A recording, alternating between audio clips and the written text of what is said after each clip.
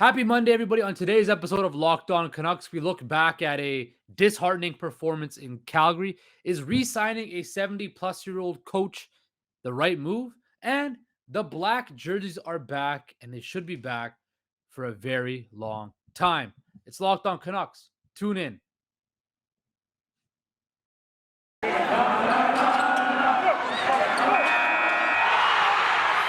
You're Locked On Canucks, your daily podcast on the Vancouver Canucks. Part of the Locked On Podcast Network, your team every day.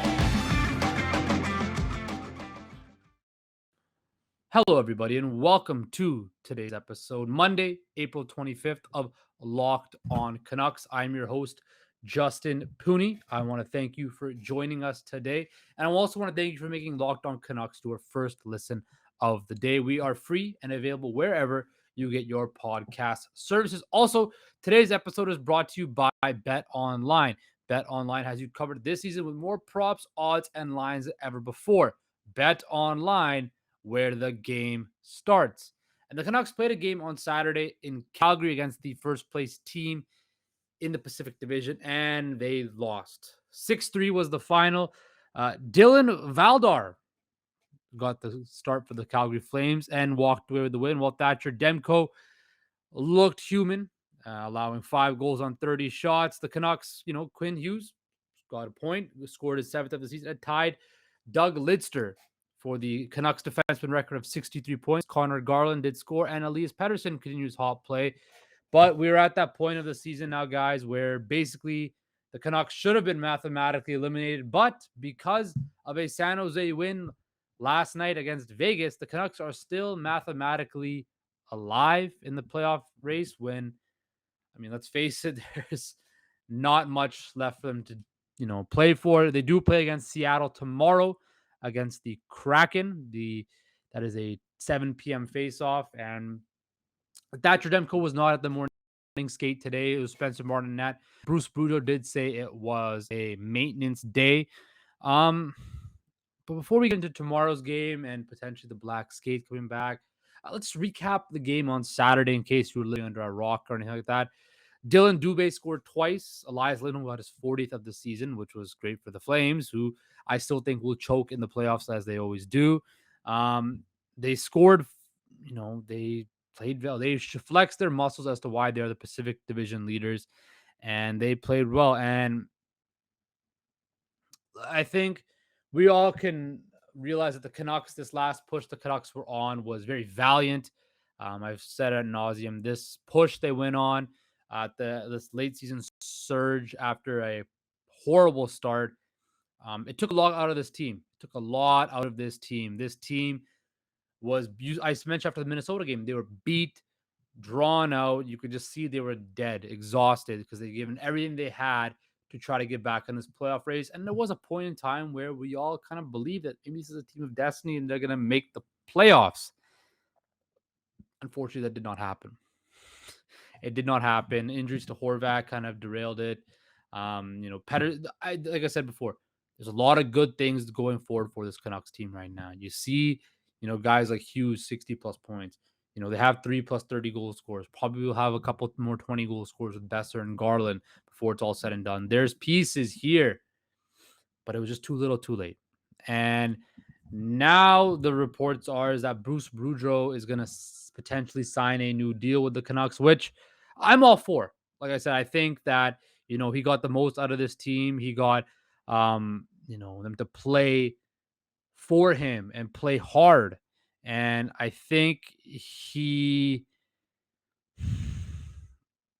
deserves to be the coach of this team. Now, my only question is this. Reports are indicating that Boudreau wants a 3 to 4 year deal potentially, which would take him, let's see, like right now, if we look at it right now, he's 67. So by the end of the next deal, he'd be 70. I don't know if hiring re-signing a 70-year-old coach is the way for a team that's, I see. So I'll explain both aspects of it. So in one aspect, I see, I I see the old coach being able to crack the whip and get these guys to play hard. But as we know, Boudreau's messaging after a certain period of time, it just becomes drawn out and tiresome, and nobody wants to hear it anymore. And he eventually loses the room, like Daryl Sutter does, like a Tortorella does. These old school, like an Elaine Vigneault, these old school coaches, they have a certain shelf life. And once that shelf life passes, the team just tunes you out completely, and it becomes another mess situation. So I don't know if hiring a old school coach like Boudreau is the right thing to do, especially if you want to build sustainability, which I talked about last week, which this team has not done anything of. This team has not been sustainable they've been sustainably losing over the last decade almost, but no sustainable amount of success. So I don't know if hiring an older coach like Boudreau and keep that message going for a longer period of time might be the smart thing to do. Now, the other side of it is with a team that has some veterans that are, or let's face it, Elias Pettersson is in his prime. He's going to be in his prime or reaching his prime, just entering his prime. Same with Quinn Hughes. Bo Horvat's in his prime. Brock Best's in his prime. JT Miller's in his prime. Thatcher Demko is basically in his prime. It might not be a bad idea to have a veteran-laden coach who can, push the right buttons on vets to get them to give them their best. So I see both sides of the argument on whether or not it's the right thing to do. I think my gut feeling is um, maybe it's PTSD from the Tortorella year where they felt that they could bring in a veteran-laden coach in a veteran roster and get one last push, and ended poorly. Now, Boudreau, I think, is a lot more, not a little bit, but a little more level-headed than John Tortorella, and he wants to coach. He was out of the game for a while, and he just wanted an opportunity to coach again. So I think you look at the NFL, you look at Pete Carroll, right? Pete Carroll came in from USC, had that college rah attitude, and it worked. It worked great, brilliantly for the first 6 years, because all those players that he recruited from USC or whatever, they bought into him. But after a certain while, once these guys started making money, started getting paid, they became adults, they tuned him out, and the rah stuff didn't last that much longer. Why do you think Russell Wilson want to leave at Mr. Unlimited? I'm not going to get into Seahawks talk because it's just going to rip my soul apart. But the way I see this working with Boudreau is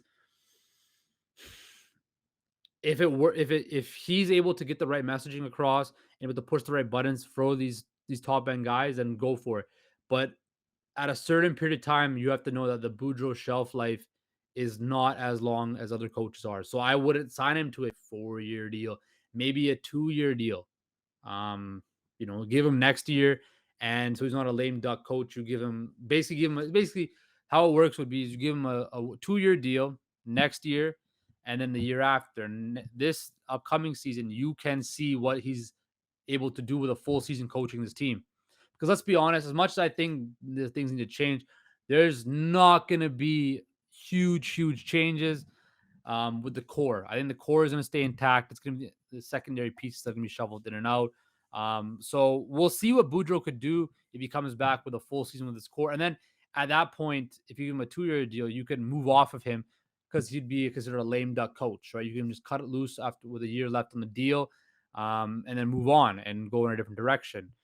Or if it works well, you could extend him after that. So I would go, if I was with the Canucks, I'd go to the shorter term deal with Boudreau, just to, keep the pressure on. Now, he could say no, and there could be another 4-year deal waiting for him out there. That's a risk the Canucks have to be willing to take. Me being the person I would take that risk and be like, hey, I don't think there's going to be a better job opportunity for you out there. Take this 2-year deal and see what you can do, and have that assurance that if this works out, hey, there'll be another deal waiting for you, right? Have that type of conversation with Bruce Boudreau. So my gut feeling is that at the end of this, I think he does come back at least for one more year.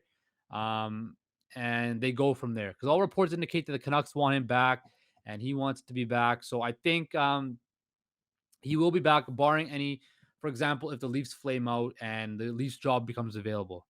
Potentially Boudreau might want to be involved in that. The Washington job, if they flame out. So we'll see what transpires. But I think Boudreau and the Canucks both want to be together, and I think they will be together. So that is that. Now, coming up after the break, I want to touch on everybody's favorite topic, the black skate jerseys, and should they be back full time? But first, I want to talk about betonline.net, which is your number one source for all your betting stats and sports info. Find all of your latest sports developments, major league reviews, and news, including this year's basketball playoffs. Electric basketball playoffs so far, and start of the Major League Baseball season. BetOnline is your continued source for all your sporting wagering information, from live betting to playoffs, esports, and more. Head to the website today to use your mobile device, use your mobile device to learn more about trends and action. Bet online, where the game starts. Okay, so interesting note today at Canucks morning skate was all the guys were wearing the flying skate. Yes. They took Bruce Boudreau was wearing the black tracksuit, which got everybody kind of intrigued. The Canucks put on Twitter that they were going to be wearing their retro jerseys against the um, Kraken tomorrow, and it's been confirmed by various sorts that they will be wearing them. They last time they wore them, they had a 7-1 thrashing of the Calgary Flames. Probably one of the best games I've seen all year. Thatcher Demko is wearing the glorious tribute to Kirk McLean. But uh, they wear them in a meaningless game and stuff like that. But they'll be back one more night. So that got me thinking. Do the Canucks need to bring the flying skate jersey back on a full-time basis? Now you're asking a guy who's grown up with the Orca logo his whole life. And I love the Orca logo. People don't like it. I think it's perfect. I think it pays tribute to our indigenous heritage in British Columbia, which is a major part of British Columbia history. Um, we are on the celestial terrestrial lands of various Aboriginal ancestry lands. So it pays homage to that. I also think that they just look. I just love the blue and the green. It's very West Coast, very Vancouver. Um, and I loved the navy blue with the burgundy stuff like that. That's what I grew up on. That was what my childhood was fed off of. The navy, the Naslin, Bertuzzi, Morrison jerseys. Those were my favorite of all. I don't know about that. My favorite one was the C with the Vancouver around there like that. That was my favorite. The 2007-8 season they came in. Yeah, those ones were my favorite jerseys of all time. But hey, I like the black skate jerseys too. I think they're sexy. I think they pop on TV. Like when the Canucks played the Flames and they both were wearing those throwback jerseys, it popped. The black popped on the screen.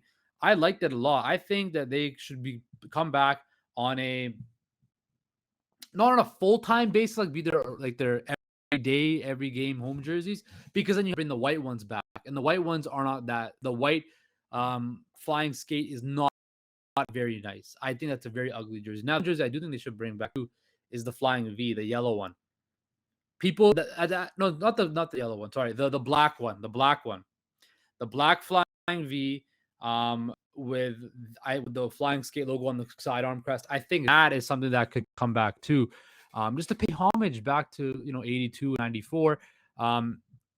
I they're gonna bring back the reverse retro jerseys next year. So I think that if the Canucks bring back the flying skate for like the reverse retros, that would be an awesome idea. But also like I was kind of thinking about it. You ever notice at Rogers Arena they have those burgundy chairs, the seats, and it just doesn't look good anymore. Like this team has been playing in blue for 12 years, more than that now. Yeah, 12, 14 years now, right? Almost 2008, 2012. Yeah, 14 years. Yeah, my math is correct. Yeah, my math is correct. So I think it's time that they switch out those burgundy chairs and put blue chairs in, makes it looks more put together because the burgundy kind of sticks like a sore thumb. But going back, sorry, I got off track. Going back to the jerseys, I love the retro jerseys, the 94 jerseys. I think they are, a piece of history. They're iconic jerseys. They need to come back. And the players love to wear them as well. And they looks more intimidating. And here's one thing I would say. Imagine next year the Canucks make the playoffs. Hypothetically speaking, all things work out and the Canucks make the playoffs next year. Would you not want to see them wearing the all black jerseys at home with black towels? Have a blackout. Rogers Arena, all black.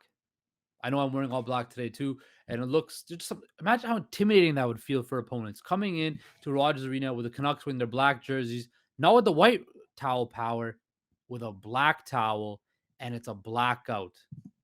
I think that would be extremely intimidating. I know Francesco Alcini loves his AC/DC music, entrance music. Play whatever you want to play, some heavy music, and just get Rogers Arena turn into an intimidating fortress. That's just an idea I'm throwing out there. Just an idea I'm throwing out there. The Canucks, retro jerseys, the black skate jerseys, black rally towels, have a blackout at Rogers Arena next year for the playoffs. That sounds like an amazing, amazing idea to me. With whatever music you want to play, I think that would be perfect for the Vancouver Canucks. But so let's go back to jerseys. You know what I'm gonna do? I'm gonna rank the jerseys from Canucks history. So we start off with 1970. We all know the iconic stick in the rink. I like it for symbolic reasons, but it's not the best. Then we go to the flying V, the yellow and one. The yellow one, most ugliest jersey I've ever seen in my life. I would never be caught out. The black one goes hard though. The black flying V skate, this flying V goes hard. I will rate that one. Then you got the flying skate with the flying V on the shoulder. The first indication of that. That one was whatever. Not a big fan of that. Then you have the 94 ones that everybody fell in love with. The black one goes hard. The white one's not the best. I'm not a big fan of it. Then we go into they had the red with the flying skate with the red with the black, the kind of what's the word for the color clashing style one. That was ugly, hideous, disgusting. Then we go to my favorite, the one with the sea crest with the orca, the constipated orcas, people call it. Best jersey, best logo. I rate it, but not the burgundy one. Like I said, the burgundy one is whatever. But remember the tie dye, the burgundy and black tie dye one without the heart. Unbelievable jersey. Love that jersey. Rate that jersey like no tomorrow. That jersey goes hard. Then we go into this era. They had the Vancouver cross, which was my personal favorite of all time, just because it fit Vancouver. The blue, the green, the orca. I kind of put it all together. There's still the stick on the rink on the shoulder patches too. Remember the Johnny Canuck with the V they had on it? The V with the Johnny Canuck right there. I like that. I also like what the Abbotsford Canucks are doing now. Their jerseys with the Johnny Canuck logo are absolutely lovely. And the Abbotsford Canucks will be in the playoffs, which is a great sign to see. And you also, I was hearing, got kids like Archie Baines.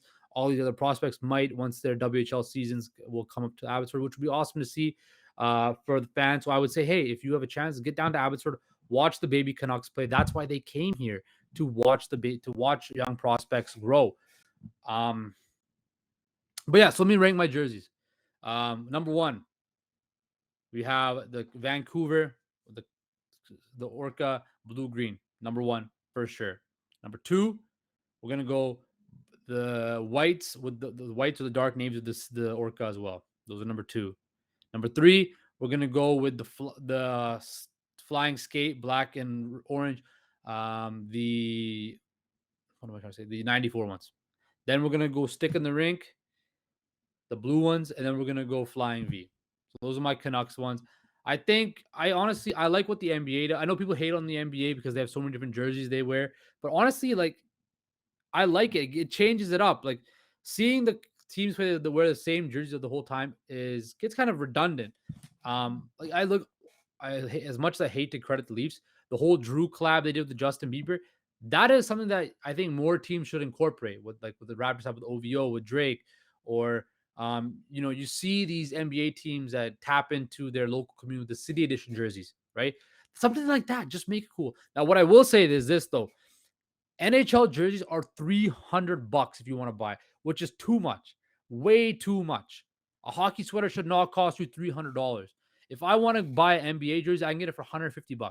Now, yes, less fabric and stuff like that, but really $300 to get a jersey with the name on my back, it's way too much in my opinion. Nobody can afford that at all. They need to make these jerseys more affordable so that people can buy them, because nobody's going to spend money on $300 for a jersey. Absurd. I want to get the Horvat flying skate jersey, and it was $300. It's unbelievable. Like really, like don't overprice the jerseys. Otherwise, people are not going to buy them. That's why you see people, so many people buying reps of these jerseys because they're so expensive. The NHL needs to figure out something to make their jerseys more affordable. But that's my jersey rant for the day. Coming up after this, I'm going to go through some best bets for tonight in the NHL, and also maybe we'll touch a little bit on basketball to give you guys my opinion on that. But first, it is April, therefore I want to talk to you guys about Built Bar. This morning I had my routine puff bar. It's the first ever protein infused marshmallow. They are fluffy, they're marshmallow, and they're not just a protein bar. They're a treat because they're covered in 100% real chocolate. And if you are addicted to sweets like I am, you will love them. Puffs are a fan favorite with some incredible flavors as well. They have cinnamony churro, coconut marshmallow, banana cream pie. So good. These are going to be your new favorites. Low calorie, high protein. Replace your candy bar with these. They're better than a typical candy bar, which are a couple hundred calories, full of sugar and all of that. Built Bar contains 130 calories, 4 grams of sugar, 4 net carbs, and 17 grams of protein. At Built Bar, they're all about the taste. They make it taste delicious first and figure out how to make it healthy. I don't know how they do it, but they do it. So offer for you guys, go to builtbar.com, use promo code LOCKED15 to get 15% off your order. Code LOCKED15 for 15% off your order at built.com. All right. It's that time of the show. Best bets. There's only one game. Only one game on the schedule tonight. It's not a very good game. It's a rematch of the 2010 Stanley Cup Finals. The Flyers travel to Chicago to take on the Blackhawks. The Blackhawks right now are minus 135 money line. They're both cellar dwellers. If I had to pick, I'd take the over on 6.5, and I'd also take the Blackhawks money line just because they're at home. And for player prop wise, let's go with I think Patrick Kane will score the first goal of the game. He's had a very good season, as he always does. Patrick Kane does. Now, I do like what I do. One guy I think who might score a goal is Ivan Provorov, the defenseman for the Philadelphia 76ers. Yes. Sorry, I'm thinking with the wrong Philly team. I was so invested this weekend into basketball that I totally forgot that the Flyers, yes, the Flyers, I think Ivan Provorov will score for the Flyers just off a gut feeling. And yeah, that's my kind of pick. So I'll take the Blackhawks over and the Blackhawks money line and take Patrick Kane to be anytime goal scorer and Provorov to be anytime goal scorer for the Flyers. Let's talk about a little bit of basketball. Last minute of the show, I just want to talk about basketball quickly. Tonight, the Raptors, game 5, take on the 76ers. They will lose tonight, the Raptors. They're going to be without Fred VanVleet. They're all-star. They're going to lose. Philly's going to close them 1-5. Brooklyn versus Boston. Kyrie Irving, Kevin Durant will lose tonight to Boston. Boston has the best defense in the league, and they will shut down KD and Kyrie once again. So if you're betting out there and you want to make an NBA parlay, listen to this because I will. So take the Sixers, take Celtics, and take the Dallas Mavericks. Luka Doncic is back. They will win. Go up 3-2. They should have won. Gone up 3-1 against Utah. They will win tonight. They will go up. Guys, win you some money. Take care. Tomorrow, we will preview the Canucks versus Kraken, potentially talk about some more jersey topics or maybe some more fun about your Vancouver Canucks. Once again, I want to thank you for making Locked On Canucks your first listen of the day. For your second listen of the day, listen to anything on our Locked On NHL network. Everybody's great. Everybody knows their stuff. Take care, guys. We'll talk to you tomorrow.